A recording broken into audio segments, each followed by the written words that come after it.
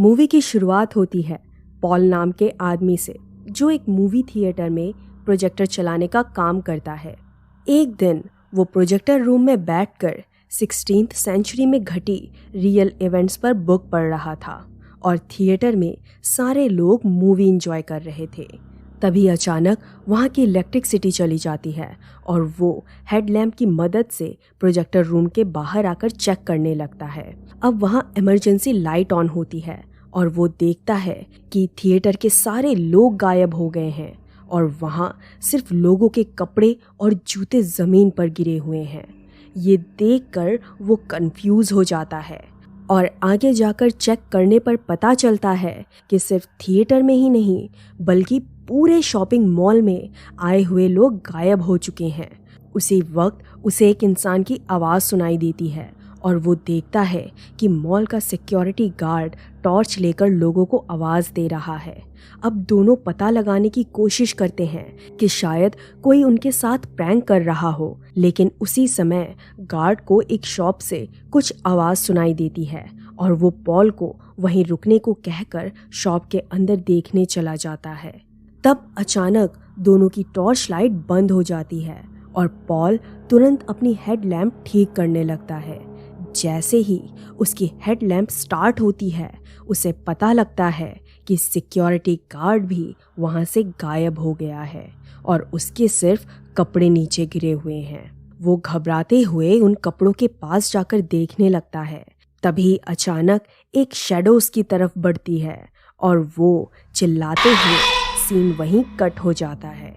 अब एक हॉस्पिटल दिखाया जाता है जहाँ पर भी लाइट्स नहीं होती और रोजमेरी नाम की एक लेडी पेन के टॉर्च की मदद से लोगों को ढूंढ रही होती है। ऑपरेशन रूम की लाइट ऑन देखने पर वो अंदर जाकर देखती है कि वहाँ एक पेशेंट टेबल पर दर्द से चिल्ला रहा था। पेशेंट की हालत देखकर लग रहा था कि ऑपरेशन करते वक्त ही डॉक्टर और नर्स वहाँ से गायब हुए होंगे। अब अचानक ऑपरेशन टेबल की लाइट फ्लिकर होकर बंद हो जाती है और रोजमेरी देखती है कि वो पेशेंट भी गायब हो गया है। वो ज़ोर ज़ोर से चिल्लाकर रोने लगती है और अपने बेटे मैनी को आवाज़ देने लगती है। दूसरे दिन सुबह ल्यूक नाम का एक रिपोर्टर अपने घर पर नींद से जागता है और अपनी गर्लफ्रेंड पेज को ढूंढने लगता है। कहीं नहीं दिखाई देने पर वो उसे कॉल करने की कोशिश करता है, लेकिन पता लगता है कि मोबाइल फ़ोन चल नहीं रहा और इलेक्ट्रिसिटी भी नहीं है। ऑफिस के लिए निकलते वक्त वो देखता है कि वहाँ पर बिल्डिंग का सिक्योरिटी गार्ड भी नहीं है और डेस्क पर एक दिन पहले का न्यूज़पेपर रखा हुआ है। अब बिल्डिंग के बाहर आकर देखने पर उसके होश उड़ जाते हैं क्योंकि रोड पर सिर्फ खाली गाड़ियाँ और लोगों के कपड़े ही थे। वो चारों ओर देखने लगता है। तभी वहाँ एक प्लेन क्रैश होने पर उसे रियलाइज़ होता है कि वहाँ कुछ मिस्टीरियस हो रहा है।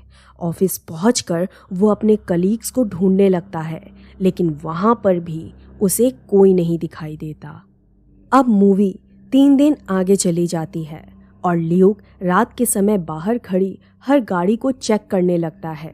दरअसल वो ऐसी गाड़ी की तलाश कर रहा था जिसकी बैटरी बैकअप बची हो और अपनी टॉर्च चार्ज कर सके। लेकिन तभी उसके पास एक आदमी आता है और उससे उसकी टॉर्च मांगने लगता है क्योंकि उसके टॉर्च की बैटरी खत्म होने वाली थी। वो आदमी काफ़ी डरा हुआ था और बार बार पीछे मुड़कर देख रहा था क्योंकि उसे कोई परछाई उसका पीछा करते दिखाई दे रही थी। फिर ल्यूक कार का दरवाज़ा ना खोलने पर वो वहाँ से जाने लगता है और टॉर्च की बैटरी खत्म होते ही अचानक अंधेरे में गायब हो जाता है। अब ल्यूक वहाँ से निकलकर दूसरी गाड़ी ढूंढने लगता है। तभी वहाँ एक छोटी बच्ची उसे यहाँ वहाँ भागते हुए देख रही होती है, लेकिन वो काफ़ी डरी होने के कारण ल्यूक के पास नहीं जाती और वहाँ से भाग जाती है। फिर उसे एक ट्रक मिलता है जिसमें वो अपना टॉर्च चार्ज करने के बाद एक बार में आ जाता है, जो जनरेटर के बैकअप से चल रहा था। कुछ देर रेस्ट करने के बाद बेसमेंट में जाकर चेक करने पर उसे जेम्स नाम का बच्चा दिखाई देता है जो उसकी ओर गन पॉइंट कर रहा था। काफ़ी डरा होने के कारण वो ल्यूक को वहाँ से चले जाने को कहता है, पर फिर ल्यूक के भरोसा दिलाने पर वो समझ जाता है कि ल्यूक से उसे कोई खतरा नहीं है। अब ल्यूक उसे अपने साथ चलने को कहता है, लेकिन वो मना कर देता है क्योंकि उसकी माँ ने उसे वहाँ से बाहर जाने को मना किया था। दरअसल उसकी माँ उसी बार में बार टेंडर है और वो पास के ही चर्च में किसी की हेल्प मांगने गई होती है। अब इतने में वहाँ रोज़मेरी आ जाती है और दोनों से अपने बेटे मैनी के बारे में पूछने लगती है। दरअसल वो प्रोफेशन से एक फिज़िकल थेरेपिस्ट है और उसका कुछ महीने का बेटा उसी हॉस्पिटल से गायब हुआ था जहाँ वो 3 दिन पहले गई थी। उसे लगता है कि शायद उसका हस्बैंड जो हमेशा इस बार में आता है वो उसके बेटे को लेकर यहाँ पर आया होगा। फिर वो कहती है कि उसने पिछले 3 दिनों से उन दोनों के अलावा किसी को नहीं देखा और हैरान है कि सिर्फ वो लोग ही कैसे बच गए। अब अचानक उन्हें बाहर से किसी के चिल्लाने की आवाज़ सुनाई देती है और पता लगता है कि कोई आदमी तकलीफ में है और हेल्प के लिए पुकार रहा है। फिर ल्यूक दोनों को वहीं रुकने को कहकर अकेला उस आदमी की हेल्प करने के लिए चला जाता है, पर पहुंचने पर वो देखता है कि एक आदमी बस स्टॉप की रोशनी में दर्द के मारे चिल्ला रहा है। पास जाकर देखने पर हमें पता चलता है कि वो आदमी पॉल है, जिसकी हालत काफ़ी ख़राब होने के कारण उससे चला भी नहीं जा रहा था। फिर ल्यूक उसे सपोर्ट देकर बार तक लेके आने की कोशिश करता है, लेकिन उसी वक्त वहाँ लाइट कम होने के कारण काफ़ी सारे शैडोज़ उनका पीछा करते हुए दिखाई देते हैं। अब किसी तरह दोनों परछाई में समेटने से पहले बार तक पहुँच जाते हैं और अंदर चले जाते हैं। पॉल उन्हें बताता है कि एक परछाई ने उस पर अटैक करने के बाद वो किसी अजीब जगह पर चला गया था जहाँ पूरा अंधेरा था और वहाँ सिर्फ आवाज़ें सुनाई दे रही थीं। लेकिन जब उसके हेडलैम्प की बैटरी थोड़ी रीएक्टिवेट हो गई तो वो फिर से वापस आ गया और तब से वही बस स्टॉप पर किसी के मदद का वेट करने लगा।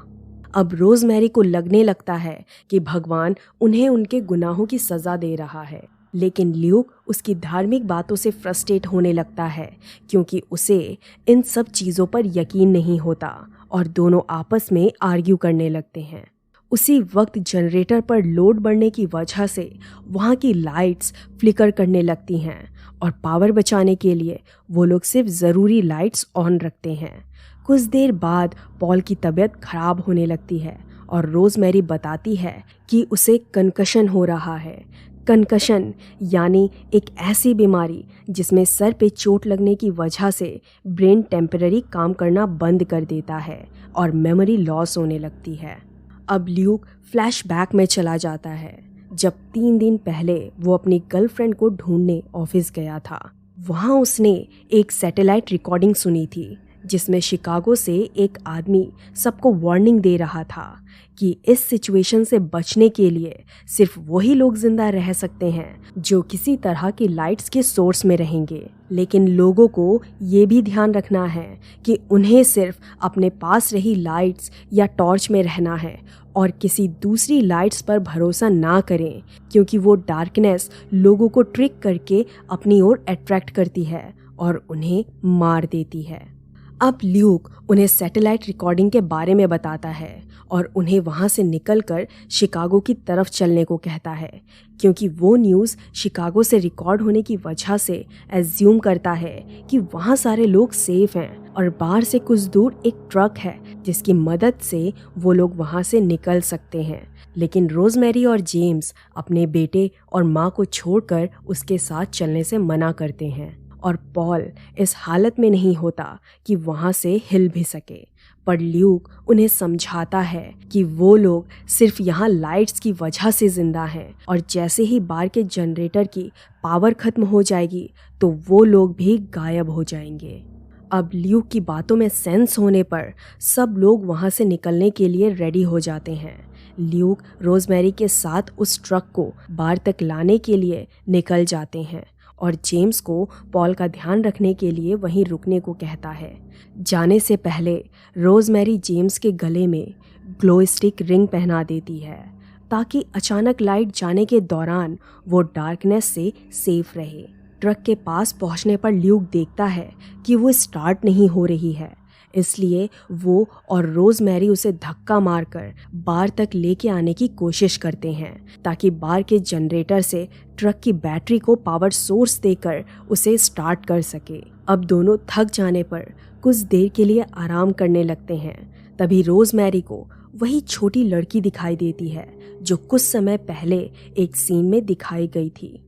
दोनों उसे अपने पास आने के लिए कहते हैं, लेकिन उनके पीछे डार्कनेस में शैडो को देखकर वो घबराते हुए वहाँ से भागने लगती है। ल्यूक उसे पकड़ने के लिए उसके पीछे भागने लगता है, लेकिन तभी उसके पैर में चोट लगकर वो गिर जाता है और उसके हाथ से टॉर्च छूटकर दूर चली जाती है।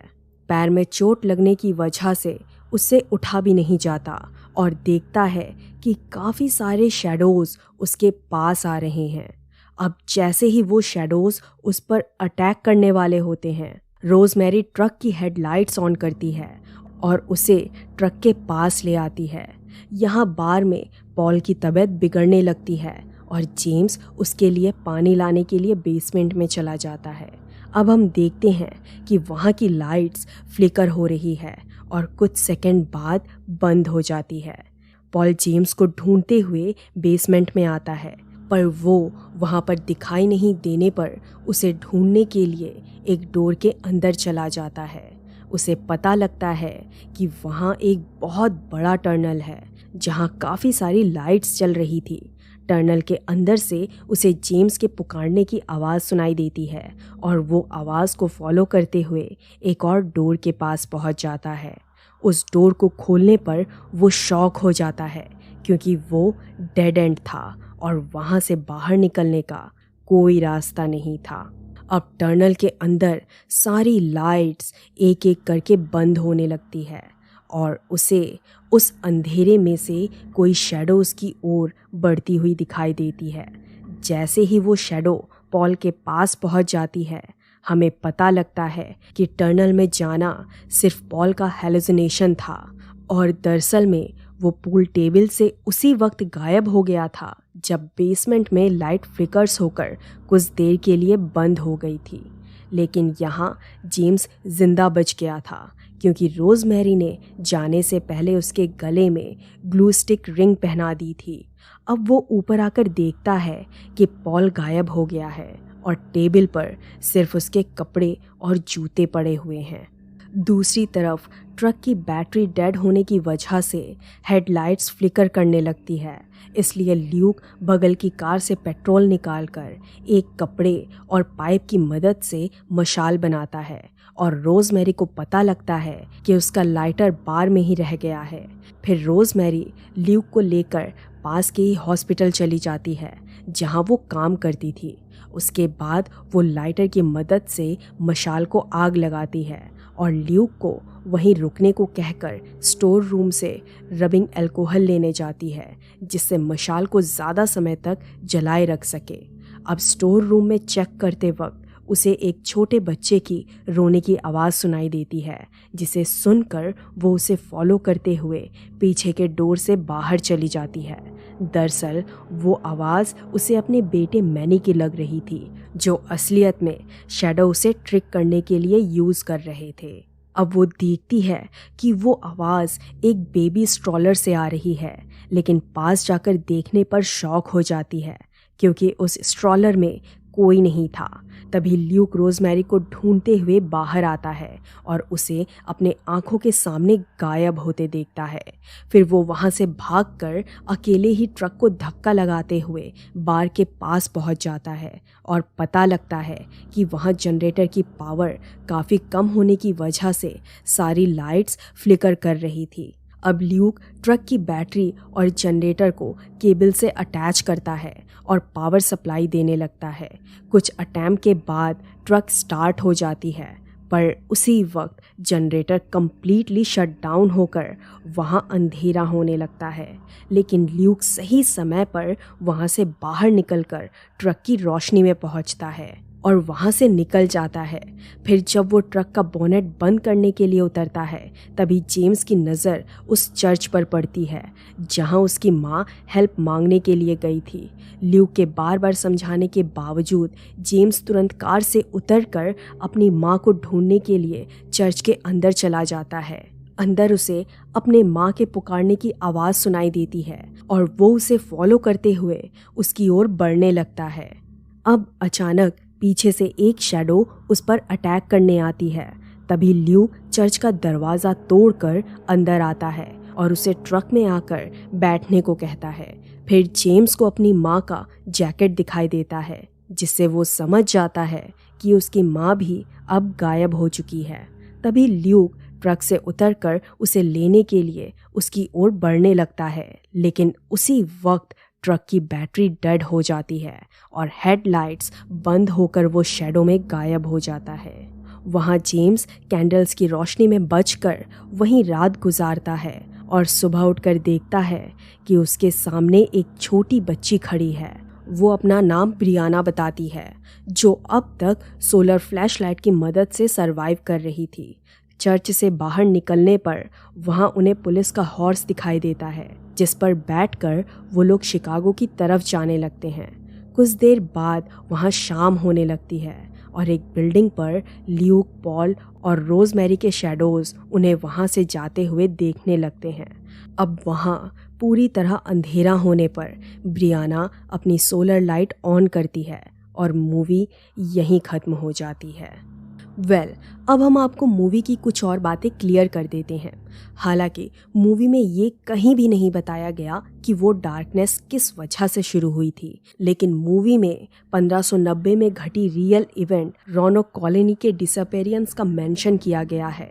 दरअसल लेट 16th सेंचुरी में रॉनक नाम का एक आइलैंड था, जहाँ के करीब 100 से 150 resident without any evidence mysteriously गायब हो गए थे और वहाँ सिर्फ एक वर्ड क्रोआटॉन एक पेड़ पर क्रेव किया हुआ था।